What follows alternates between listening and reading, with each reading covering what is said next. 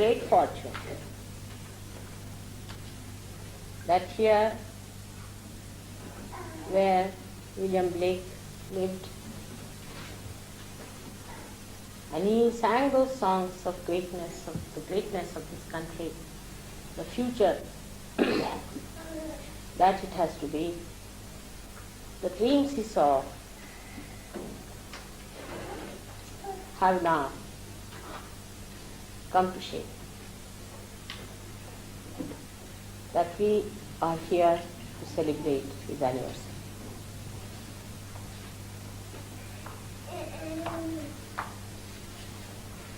Things go beyond words and you cannot express yourself. Many people do not understand him because he wrote it according to them in abstract language or in the language that he understood. But I'm happy that Sir Yogis understand him so well. And the prophecies that he made about England. People used to ridicule it. Even today they can't believe that Jerusalem can be built in England. They cannot believe that people who have been all their lives for ages together thought of nothing but materialism can take to spirituality to this extent that it becomes Jerusalem and that the whole world comes to pay homage to this holy land. That this becomes the holy land. It's a fact. He dreamt, he wished it, because he knew the value of this land. This land has been touched by Christ's feet. Since long, people knew about Kundalini. Even if that is lost, for history, it remains here. And he knew about it. He spoke about it in his lifetime. Maybe people never understood him. They must have thought that he's really a madman or something, a fantasy, or some sort of a poet who doesn't understand. For what he wrote, every word of it is the truth. Such a great soul should live in Hampstead itself. It's such a blessing. Great. Such people, even if they write or not, they leave their mark. Their ascent becomes the milestone for the people who live there. The aspirations become different, the priorities become different. The change is so subtle. It's to be seen, to be felt, to be understood. And very sensitive people only can be born in such places. Of course, there could be very bad people also to counteract it. But the sensitivity of the atmosphere attracts such souls to that place who are sensitive. You can see from his poems that he was absolutely authoritative. He knew the authority. He had the authority. He talked like a man with complete authority. He had no doubt in it. He has no doubts. He just said this is going to happen. And like a great warrior, that he knew that one has to fight the negativity, one has to fight all these dark problems. The spirit has to fight all the time the matter. And that's how he talked, spoke, wrote.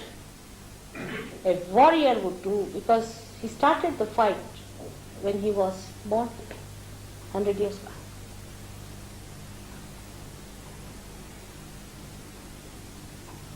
And to me, he is very great, because he said all these things. He prepared the stage for Sahaj. Because he wrote all these things, we can say that this was all said. Because human beings are such, unless and until it is said before, they are not going to listen to you. They will ask you, what is the reference for what you are saying? You have to give reference for everything. See, whatever is written according to them is scripture, which is the last word. Whether the book is published in any trash place doesn't matter, but it's published already. It's such a great thing he's done. But he's not done it for any material gain or for any fame or anything that is very superfluous. But he's done for something that is very eternal. And that is the awakening of human beings. That is their second birth. That is the knowledge of the Spirit. These words cannot come from a man who is a weakling, who is a doubting fellow, who doesn't know where he stands, who is confused, who is a drunkard, or who is an alcoholic, sort of a gone case or a madcap. Cannot come. And it cannot come from an egoistical man who thinks no end of himself. A man who dominates others, who believes in robbing other countries and going to other countries and rob them and go to another house and rob them. Not from such people. It comes from a person who knows the value, the soil on which he is born, the spiritual value of that, not the material value. And it's so subtle, every word is so subtle, that it's like a chanting. It's like a chanting. You are specially blessed because such a great poet was born in this country. And wherever I go in my series of lectures, at least in one lecture I always mention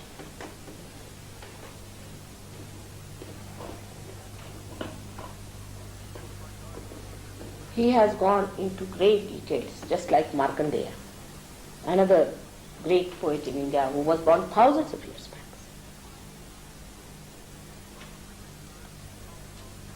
But to realize that this country is the heart of the universe, and here the Jerusalem is going to be. Nobody could have thought 100 years back a thing like that. It's fantastic. Even 30 years back nobody could have understood it. Even I would say 10 years back. People would have thought this man is really mad to call this as the Holy Land. It is today, the Holy Land. We can see that. Because so many people have got realization in this country. And you are the one who circulate everything. It is the heart. Whatever the English do, whether right or wrong, it all circulates. Though they don't understand the responsibility. Because they don't know it is the heart of the universe. If you do wrong or right, the whole world does that way. People think that among all the Western countries, you are the wisest. That's what they think. I don't know how far you come on.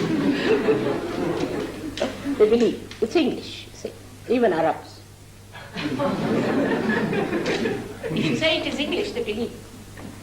How far it is true, God only knows. And the values that he cherished, the dreams that he saw, and the aspirations he had were so great that one has to know that there must be something in this land that he aspired. He was not mad in any way. Nowhere, no poet in any country has written like this. It was given him the chance, the authority to say it. That means you must circulate. Circulate with a heart that circulates, caters, looks after the whole body. And once it collapses, the whole body collapses. It's not so. The English heart has to become the heart of William Blake.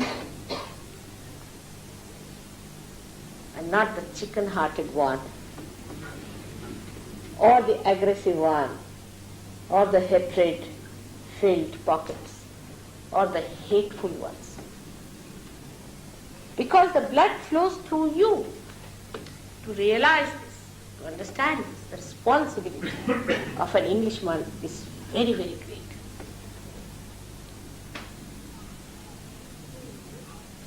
In the heart resides the spirit. Sahaj Yogis know this, that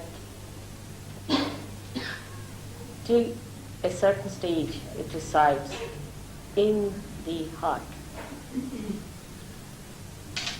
So it's a very, very great position you occupy, so that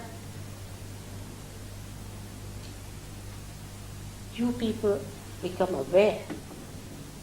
It's important also that you are the cell, the important cells of the heart. Heart doesn't think, does it? It does not think, it loves. It loves.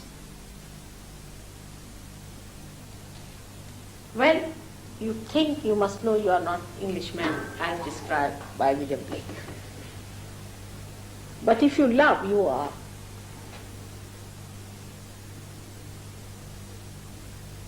And love doesn't mean personal love or carnal love or all kinds of ideas of love is charity work. It means the love of the spirit which is awakened within you, which just emits love. It just emits. It doesn't think, it just emits. It doesn't think that whether it should give to the black or the white, whether it should give it to the rich or the poor. It just loves. It flows. And that is why one should get realization in England. Very important. Without realization, you cannot flow, you cannot give. You will never understand the value of giving. You will never enjoy giving. You will never know the beauty of generosity unless and until you become the cell of the heart. You are the cell of the heart. It's the most important position, as I told you. It's the most vital particle of that heart. And the one who is the heart has to be like a lion. He roared, actually roars. If you read these things, like a lion he roars. He has to be like a lion and not to be frightened, like English language is, I am afraid. It starts with I am afraid and ends with I am afraid. What are you afraid of? Every person is afraid of you. What are you afraid of?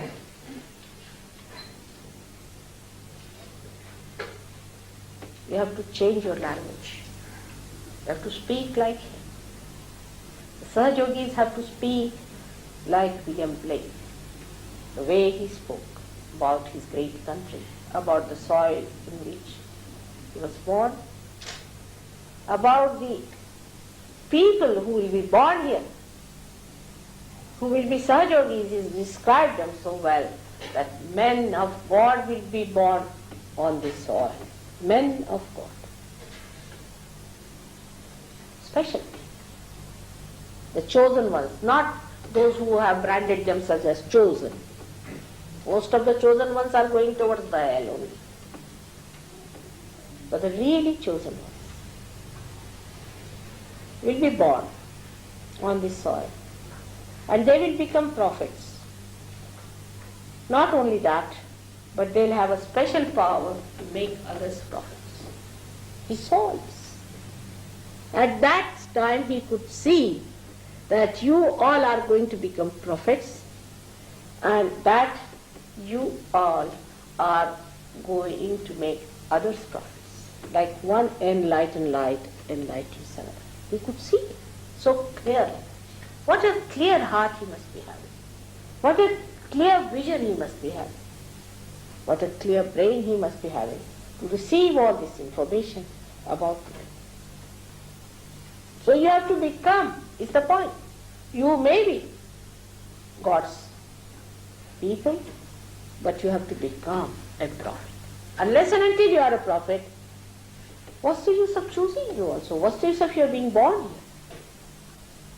You all have to become prophets. And to become a prophet, Kundalini has to be awakened, you have to be realized, and you get these special powers to realize others. People can't believe that in Sahaja Yoga today, if you get realization, you can give realization to others.